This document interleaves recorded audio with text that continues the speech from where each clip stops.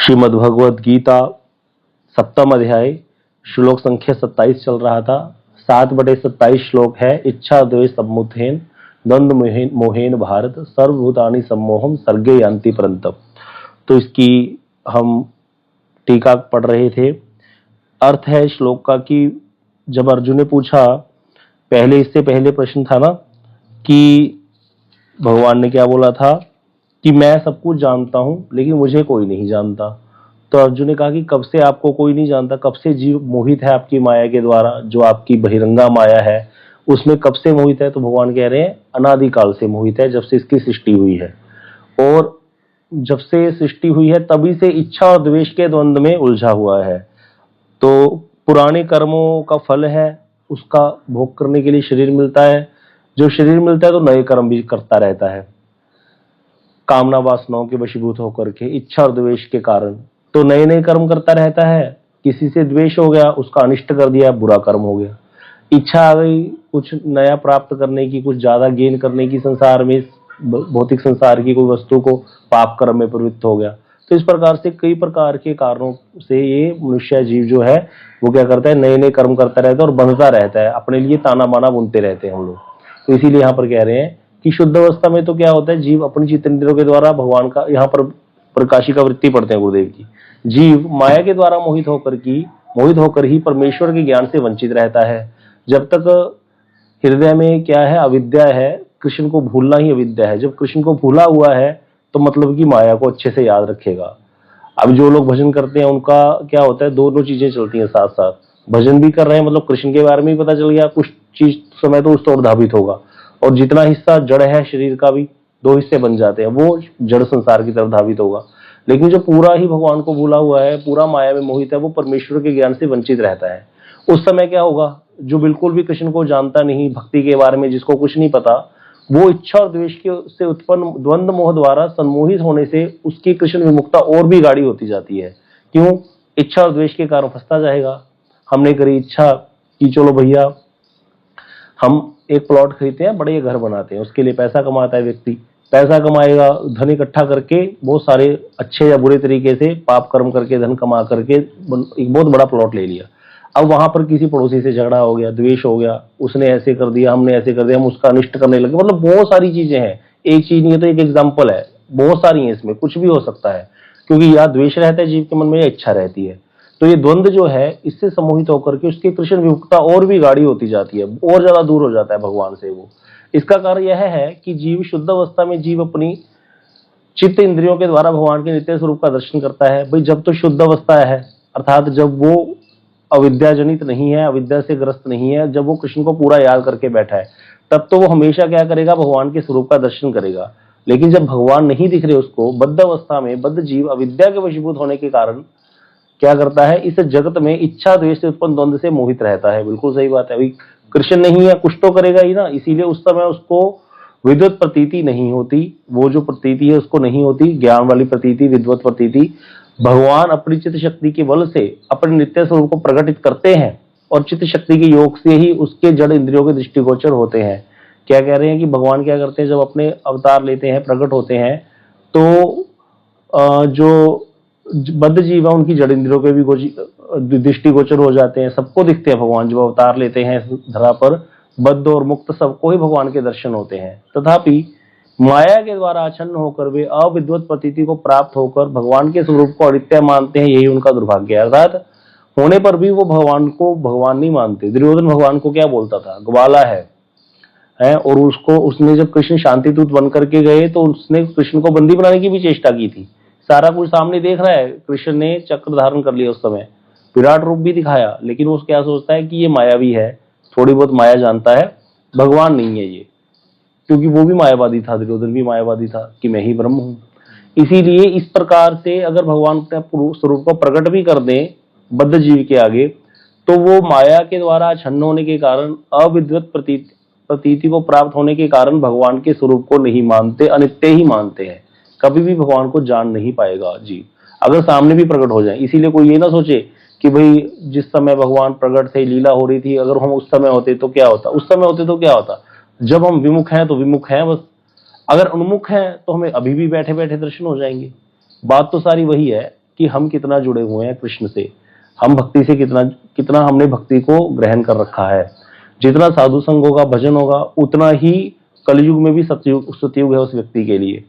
और अगर साधु संग भजन नहीं है तो सत्य युग में भी वो विमुख ही रहेगा, उससे क्या फर्क पड़ता है। इसीलिए युग का प्रभाव जो भजन करने वाले उन पर कभी नहीं पड़ता। उनको किसी चीज से कोई फर्क नहीं पड़ता क्या चल रहा है, क्योंकि उनको बस एक चीज चाहिए, साधु संग, कृष्ण सेवा, वैष्णव का सेवा, यही चाहिए बस। ये वाला मिल रहा है तो वो सब ठीक है, चाहे वो कहीं भी बैठे हैं भक्त लोग। अब आगे अगले श्लोक में भगवान कहेंगे कि भाई मेरा भजन कैसे कर सकता है कोई व्यक्ति, कब भजन में प्रवृत्ति होती है। तो ये श्लोक बताया जा रहा है, ये श्लोक इंपॉर्टेंट है।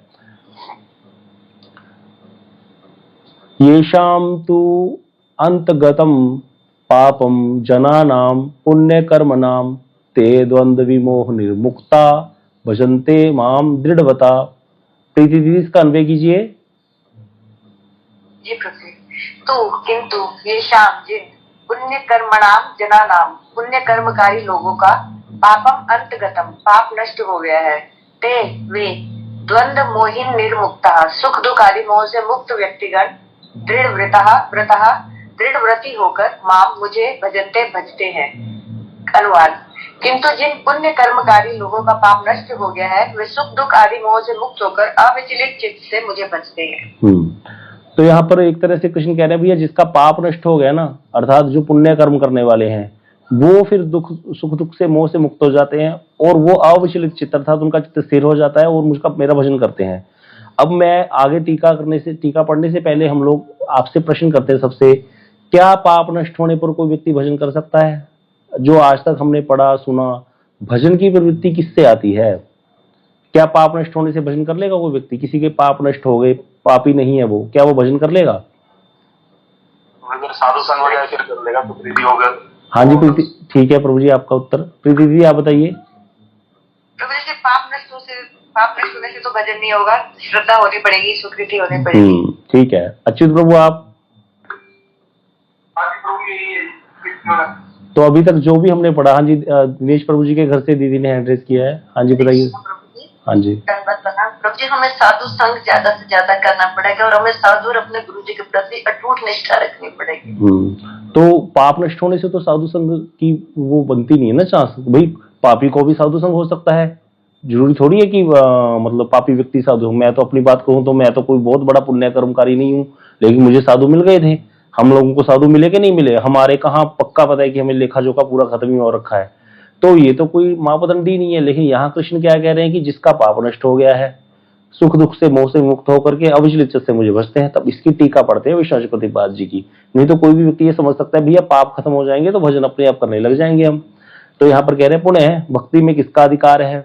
इस प्रश्न के उत्तर में कहते हैं ये शाम इत्यादि पुण्य कर्मों से जिनका पाप भलीभांति नष्ट हो चुका है, उनमें सत्वगुण का उद्रेक होने से तमोगुण का ह्रास होता है। अर्थात यहाँ पर विष्णु चक्रवर्तीपाद जी जो माइक गुण हैं उनके अनुसार भी बता रहे हैं कि जब हम 3 गुण है माया के, सतगुण, तमोगुण और रजोगुण, तो तमोगुण के कारण व्यक्ति क्या करता है? गलत कामों में प्रवृत्त होता है। तमोगुण व्यक्ति होता है जो उसको क्रोध, आलस्य, भय, निद्रा, ये सारे तमोगुण के लक्षण है, तो वो व्यक्ति पाप में ही प्रवृत्त रहता है। जब कोई व्यक्ति के पाप नष्ट हो जाएंगे तो क्या होगा? श्री विष्णु चक्रवर्तीपाद जी यहाँ कृष्ण की बात को रख रहे हैं कि कैसे यहाँ होगा। तो पाप जब नष्ट हो जाएंगे तो उसके अंदर सत्वगुण की वृद्धि होगी, तमोगुण से वो दूर हो जाएगा, तमोगुण का ह्रास हो जाएगा, नष्ट हो जाएगा तमोगुण। तमोगुण जब कम होगा उससे क्या होगा? कार्यभूत मोह का भी नाश होगा, क्योंकि तमोगुण का एक फल मोह भी है। मोह, आलस्य, क्रोध, निद्रा, भय, ये सब तमोगुण के लक्षण है। मोह ज्यादा बढ़ जाता है तमोगुणी व्यक्ति का। तो मोह के कम होने से वे यदि इच्छा क्रम से अति आसक्ति रहित मेरे भक्त के संग से मेरा भजन करते हैं। जो आप सब लोगों ने उत्तर दे दिया, आप लोग तो बड़े विद्वान हो, सब लोग, सबने सही उत्तर दिया। क्या होगा? अति आसक्ति रहित, ये इंपॉर्टेंट है शब्द, अति आसक्ति रहित। कल भी हमने चर्चा की थी, बहुत ज्यादा आसक्ति व्यक्ति भजन नहीं कर सकता और बहुत ज्यादा विरक्त व्यक्ति भी भजन नहीं कर सकता।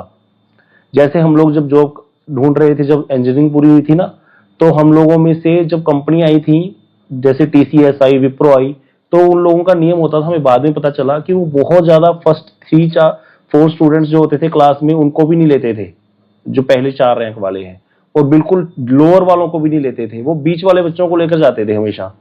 क्यों? कोई कारण बता सकता है इसका? कंपनी वाले जो भी एमएनसी कंपनी आती थी वो हमेशा बहुत ज्यादा इंटेलिजेंट बच्चे को भी नहीं लेके जाते थे और बहुत ही ज्यादा लोअर बच्चे को भी लेके नहीं जाते थे। जिसको थोड़ा आता है और थोड़ा नहीं आता, कोडिंग जिसको पूरी आती उसको भी नहीं लेते थे, जो बहुत एक्सपर्ट है कोडिंग में उसको भी नहीं लेते थे, जिसको कोडिंग बिल्कुल नहीं आती उसको भी नहीं लेते थे, जिसको थोड़ी आती है थोड़ी नहीं आती, कुछ लॉजिक बना लेता है कुछ लॉजिक नहीं बना पाता उसको लेते थे वो। हाँ जी बताइए कि उन्होंने, हाँ जी इसका उत्तर तो हमारे प्रविंदर प्रभु देंगे, बताइए प्रभु जी। हरे कृष्णा प्रभु जी, दंडवत प्रणाम। हाँ जी प्रभु जी, रीजन ये होता है कि जो ज्यादा अच्छे होंगे वो टिकेंगे नहीं, जो ज्यादा कम बंदे हैं वो फिर काम नहीं करेंगे। हाँ बिल्कुल यही होता है। हाँ जी प्रीति दी आपका क्या उत्तर है इसमें? प्रभु ये कि जो बहुत इंटेलिजेंट होगा वो तो टिकेगा ही नहीं, फटाफट दूसरी कंपनी में स्विच करता रहेगा, वो हाँ, तो कर ही नहीं पाएगा। बिल्कुल, तो कंपनी को एक एम्प्लॉय को रखने में बड़ा समय लग जाता है, बहुत खर्चा होता है। हाँ जी सरोजी दी आप क्या कहते हो? यही आंसर था प्रभु जी, हाँ जी, यही उत्तर था। बिल्कुल ज्यादा इंटेलिजेंट तो जल्दी जल्दी स्विच करते जाएंगे और कम इंटेलिजेंट जो होगा वो काम नहीं करके देगा, बिल्कुल। तो वो सेटिस्फाइड। तो कृष्ण भी बहुत, कृष्ण वाली कंपनी जो है ना, ये हमारे कृष्ण की कंपनी का भी कोई नाम होगा। जो कृष्ण की कंपनी है, कृष्ण की कंपनी में भी ऐसी है, कृष्ण वाली कंपनी कहती है भैया जो ज्यादा ही विरक्त हो गया है वो मेरा बाप बनता है, वो कहता है मैं भी ब्रह्म ही हूँ, वो मेरे बराबर बैठता है कुर्सी लगा करके, वो कहता है सो हम ब्रह्मोस्मि, इसलिए इसका भी क्या करेंगे, उसको भी नहीं लेते कृष्ण। और जो बिल्कुल ही लोअर है, बहुत ही आसक्त हुआ बैठा है, वो सारा दिन हाय पुत्र हाय स्त्री करता रहेगा, मेरे पास आकर के करेगा तो मेरा भजन, लेकिन मेरे से सारा दिन संसार ही मांगता रहेगा, मेरी जान खा जाएगा। अब हमारे पास कोई काम वाली रखी हो, सारा दिन अपने रोने रोती रहे, तो हम क्या करेंगे? तो 4 दिन तो उसकी बातें सुनेंगे, उसको थोड़ा बहुत दे देंगे, लेकिन जब रोज ही रोना सुनना पड़े आधा घंटा उसका, जितनी देर घर में झाड़ू मार रही है, पोछे मार रही है, सारे काम कर रही है, अपना रोना ही नहीं बंद कर रही, ये हो गया मेरा बेटा, हाय मेरे पति का ऐसे हो गया, मुझे और दे दो मुझे और दे दो, ऐसी हम बद्ध जीव है। जो अति आसक्त है वो भगवान के पास जाता क्यों है? अर्जियां लेकर के, ये कर दो वो कर दो, 40 दिन पोछे लगाए, जॉब लग गई, फिर दोबारा शुरू कर दिया पोछे लगाने का कंसेप्ट, 4 बजे मंदिरों में जाके गुरुद्वारों में ये काम हो जाए, बस यही काम के लिए जाते। तो ऐसे लोगों को भी भक्ति नहीं मिलती कभी, ऐसे लोगों को भी भगवान अपने पास नहीं रखते, वो उनकी जो कामनाएं थोड़ा वो दूर से उनको हटा देते हैं। कभी अपना रूप माधुरी, अपनी वचन माधुरी, अपने धाम के प्रति उनके अंदर कोई कसक नहीं पैदा करते। होता है ना, भी भक्ति करते हो आप लोग, आपके अंदर एक उठता होगा एकदम से, कभी कभी एकदम से वृंदावन की याद आ जाती होगी, या अपने आप से एकदम से मन प्रफुल्लित होता होगा, ऐसे लगता होगा बड़ा ही आनंद आ रहा है जैसे भजन कर रहे हो, तो वो कृष्ण की कृपा से आता है। लेकिन ऐसे लोगों को कभी नहीं आता कृष्ण की कृपा से ये सब, वो भक्ति हृदय में नहीं आती, उनके नहीं आ सकती, आ ही नहीं सकती, क्योंकि उनको वैसे भी मतलब है ही नहीं, आई अगर आ भी जाए तो वो उसको रखेंगे भी नहीं, क्योंकि उनको ये चाहिए ही नहीं, उनको तो परिवार पुत्र स्त्री सब चाहिए आती है सत्य लोगों को। और जो बिल्कुल ही विरक्त है उसको भी नहीं ये फीलिंग्स आएंगी, क्योंकि वो तो ब्रह्मी बनना चाहता है, लीन ही होना चाहता है। तो इसीलिए कह रहे हैं कि जो क्या है अति आसक्ति से रहित हो जाएगा, मोह जब कम हो जाएगा, थोड़ा इतना मोह अच्छा नहीं होता संसार में, तो अति आसक्ति कम होने से मेरे भक्त के संग से मेरा भजन करेगा, उसको भक्तों की बातें समझ आने लगेंगी अब, कि भैया भजन करो, ये समय नष्ट मत करो यहाँ पर। किंतु भजन अभ्यास कर्म में जिनकी पाप राशि भलीभांति नष्ट हो चुकी है और इस प्रकार जो मोह मुक्त हो चुके हैं, अब वो दृढ़वती कौन होगा? फिर वे दृढ़वती होकर मेरा भजन करते हैं। अब क्या होगा? अब यहाँ पर भजन अभ्यास क्रम में क्या होगा? जब कोई व्यक्ति भजन करने लग जाता है ना सही तरीके से साधु संग में, तो सबसे पहले पाप की प्रवृत्ति कम हो जाती है। देखो इसको प्रभु जी कई बार समझाते हैं कि पाप की प्रवृत्ति कैसे कम होती है। पहले व्यक्ति ने दुकान खोली हुई थी, एक व्यक्ति ने, उसने रखा हुआ था 30% कमीशन, ठीक है, और झूठ सच बोल करके चलाता था अपना काम, बहुत ज्यादा बिजनेस में कुंडी लगाता था, बच्चों को भी बहुत बड़े हाई स्कूल में बड़े वाले स्कूल में डाल रखा था कि पता नहीं, सबके साथ कंपटीशन करते हैं हम लोग, लोगों के घरों में जाते हैं, लोग पूछते हैं आपके बच्चे किस में, होते हमारे इसमें, हमारे तो इस वाले में है, अच्छा वो ज्यादा अच्छा है, तो इसीलिए उसकी फीस भी 1.5 लाख रुपया महीना है। तो फिर इसीलिए कमाई ज्यादा करने के लिए पाप भी करता था। अब जब पता चल गया कि भैया यहाँ तो हम टेम्परेरी आए हैं और शरीर हम है ही नहीं, हम तो आत्मा है, और आत्मा का कल्याण भजन से होगा, तो फिर उसको ये बात जब साधु संघ में पूरी तरह पक्की हो जाती है ना, और पूरा हृदय से सोच लेता है कि मुझे भजन ही करना है और वस्तु नहीं करनी कोई, तो फिर वो अपने बच्चों को भी ठीक ठाक स्कूल में डाल देगा कि जो इनको बनना है वो बन जाएंगे, क्योंकि जो इनके भाग्य में लिखा है वो उनको मिलना ही है। ज्यादा नहीं पढ़ेंगे तो बिजनेस कर लेंगे, बिजनेस नहीं करेगा तो कुछ और कर लेगा, मतलब जो मिलना है इसको मिल ही जाएगा, प्रारब्ध में लिखा तो मिट नहीं सकता, कुछ मर्जी हो जाए।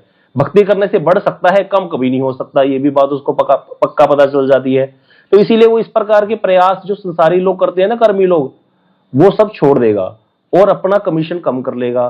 तो क्या हो गया? अब पाप राशि नष्ट होगी क्या? नष्ट नहीं हुई, पाप कम हो गया, वृत्ति ही चेंज हो गई, पाप करने की वृत्ति कम हो गई, अपने आप को जो अमीर बनने की लालसा थी वो कम होगी। उसको पता है अगर बनना होगा कृष्ण की कृपा से अपने आप ही बन जाएंगे अमीर।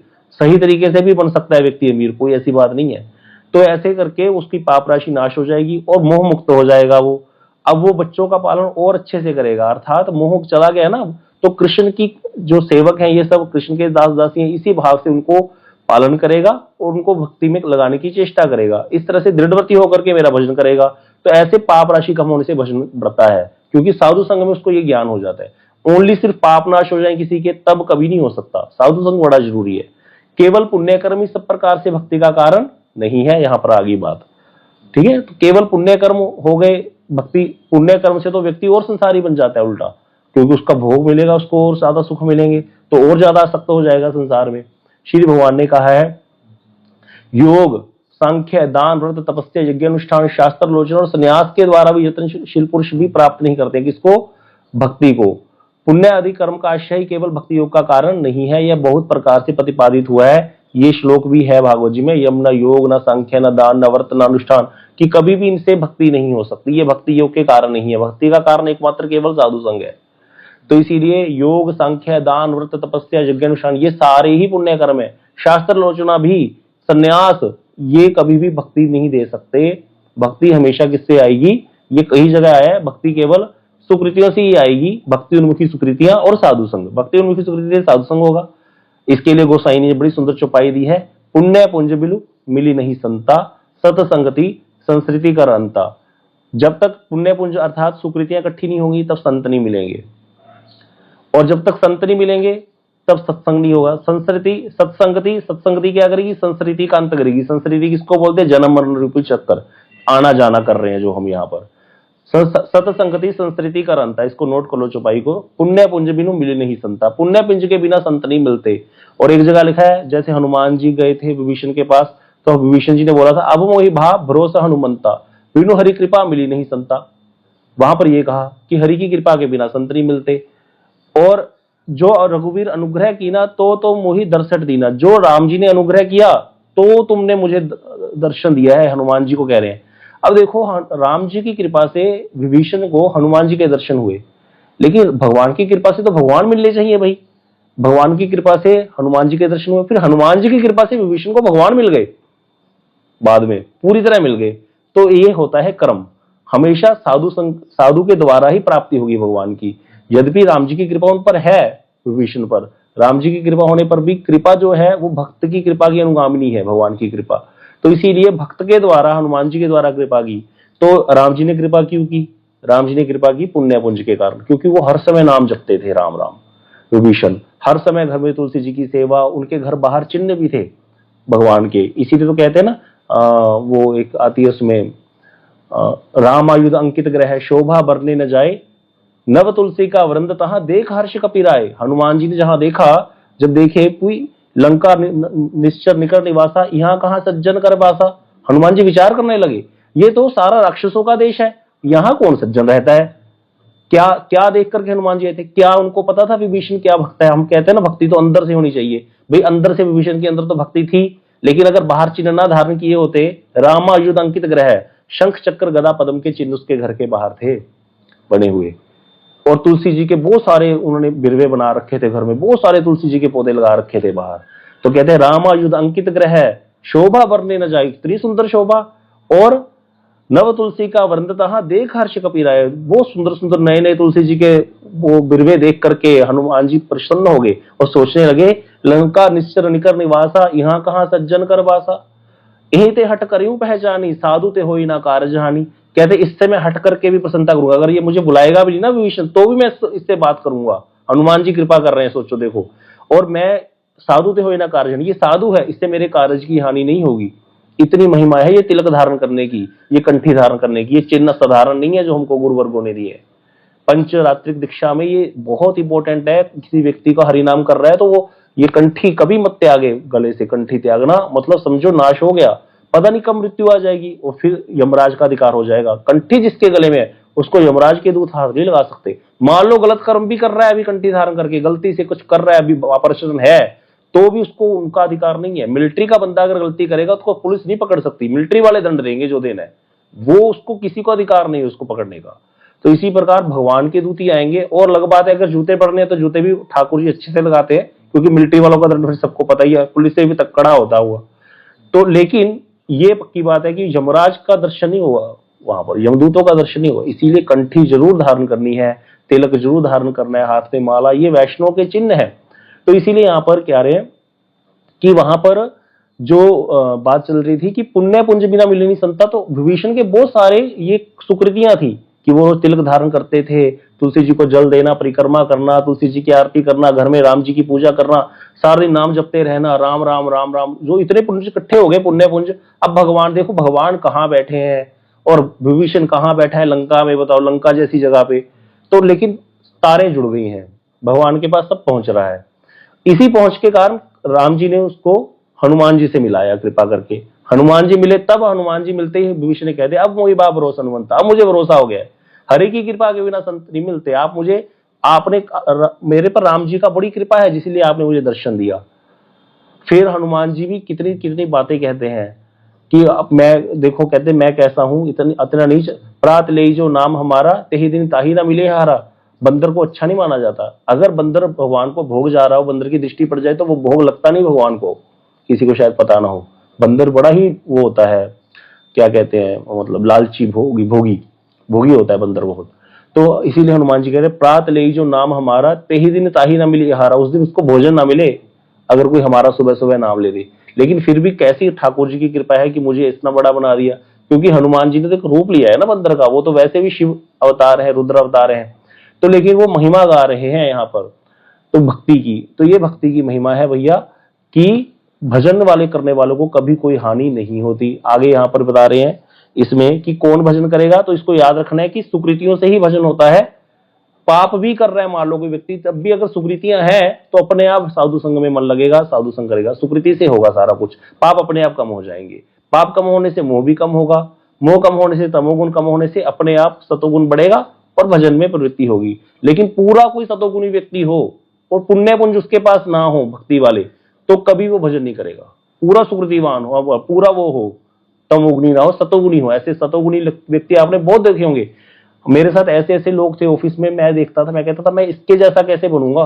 मतलब इतने अच्छे लोग, इतने बढ़िया लोग, किसी से द्वेष ही नहीं करना, बड़ा ही पानी जैसा स्वभाव कि पानी अपना रास्ता जैसे बना लेते ना, ऐसे लोग आपने भी देखे होंगे संसार में, लेकिन भजन नहीं करते। इतने अच्छे लोग, मतलब इतने अच्छे लोग हर समय दूसरे की प्रॉब्लम में साथ खड़े हैं और कभी किसी के साथ कोई धोखा नहीं करना, बड़ा सिंपल स्वभाव, बड़े सिंपल कपड़े पहनने वाले, सिंपल रहने वाले, बिल्कुल ऐसे लोग भी होते हैं। सतोगुणी बोलते हैं उनको, वो सतोगुणी है। हाँ ये है कि अगर थोड़ी बहुत उनकी भक्ति उन्मुखी सुकृति हो जाए और फिर उनका साधु संग हो जाए तो भजन में एकदम से आगे बहुत बढ़ेंगे वो। लेकिन अगर सुकृति नहीं है तो कभी नहीं देखना। आप देखना ऐसे अच्छे अच्छे लोग देखेंगे आपने, लेकिन भजन नहीं करते, उनको समझ ही नहीं आती एबीसी कृष्ण की, कृष्ण वाला कंसेप्ट उनको कभी समझ ही नहीं आता। लेकिन है बहुत अच्छे संसार में, इतने अच्छे की कहना ही क्या, क्योंकि सतोगुणी है भैया। सतोगुण तो प्रकाशक होता है, प्रकाशक है सतोगुण, लेकिन फिर भी जब तक बोतल से निकालोगे नहीं बाहर दूध तो पी नहीं सकते। तो इसी प्रकार यहाँ पर जरूरी है सुकृतियां, ये ध्यान रखना है। बद्ध जीवों को दो प्रकार से भगवान के भजन में एकांतिका प्राप्त होती है। गुरुदेव समझा रहे हैं दो प्रकार से बद्ध जीवों को। कैसे?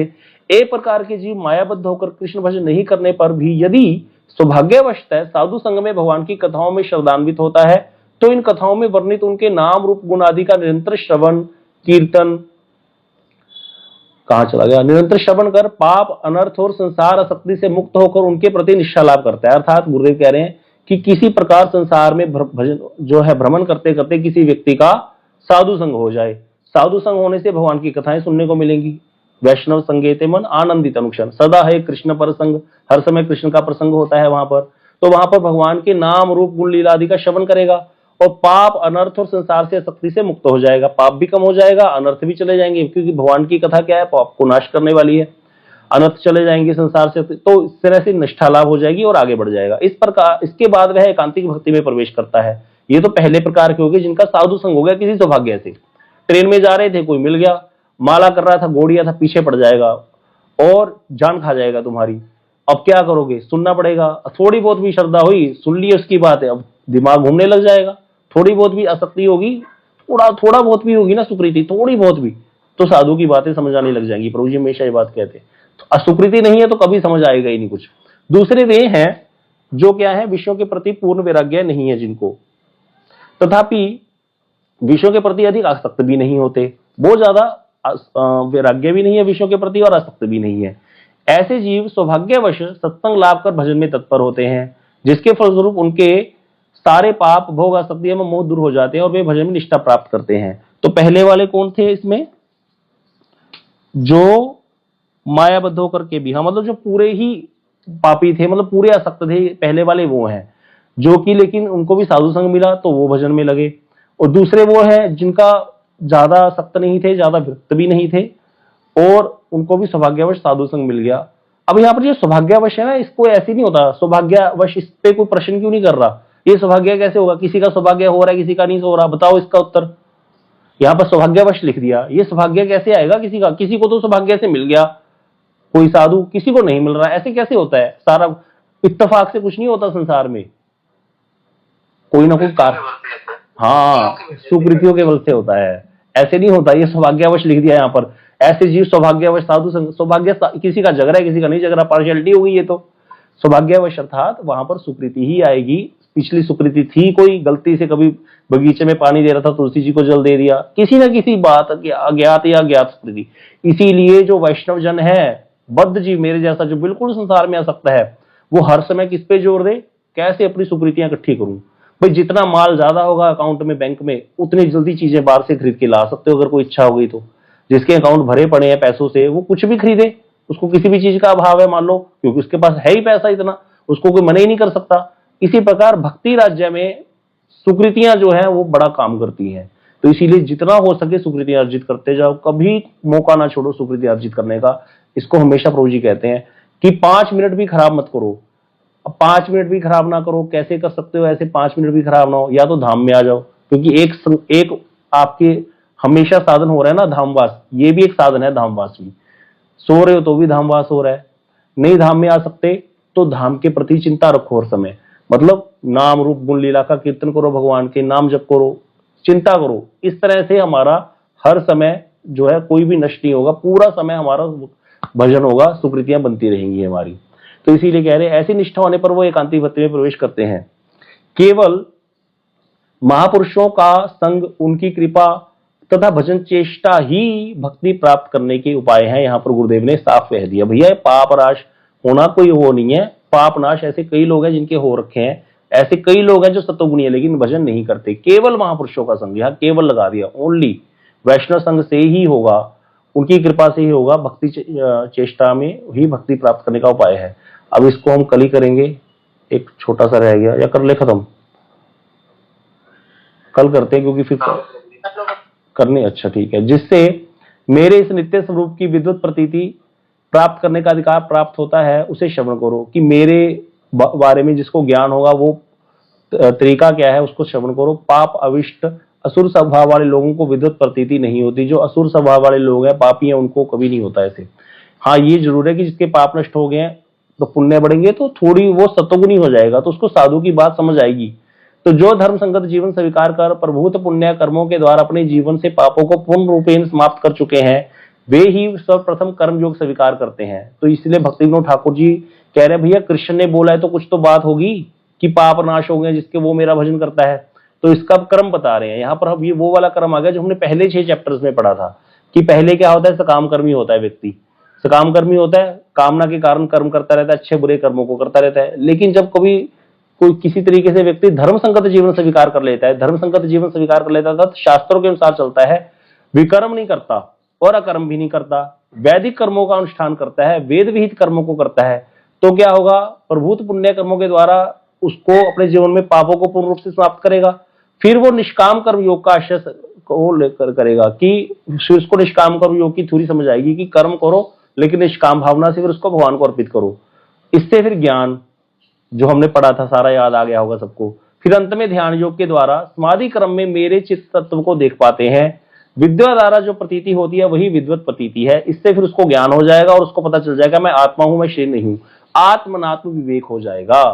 तो यहाँ पर ये श्लोक एक तरह से पिछले वाले 6 चैप्टर्स के साथ मिलता है। पहले जो 6 चैप्टर थे ना जिसमें कर्म योग की बात आई थी, निष्काम कर्म योग की, ये उसी को लक्ष्य कर रहा है। यहाँ पर ये उसका श्लोक है कि भाई जब पाप नाश हो जाते हैं तो व्यक्ति के निष्काम कर योग के प्रति आसक्ति हो जाएगी, उसमें बढ़ेगा, फिर आगे ज्ञान योग, फिर ध्यान योग, और ऐसे करते करते फिर जो है वो आगे बढ़ेगा। वे ही कर्मशः द्वैत अद्वैत रूप द्वंद्व से मुक्त होकर दृढ़वती होकर के मेरा भजन करते हैं कि ओनली कृष्ण ही है और कुछ नहीं है और उनका भजन करना है। ये बात भक्ति ठाकुर जी ने यहाँ स्थापित करी है कि कृष्ण यहाँ पर ऐसे क्यों कह रहे हैं कि पाप नाश होने से मेरा भजन होगा।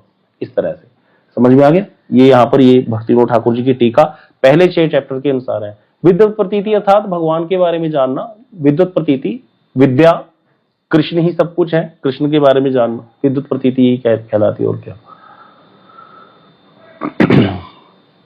वंशा कल्पतरुवेश। जय ध्वनि दे दीजिए।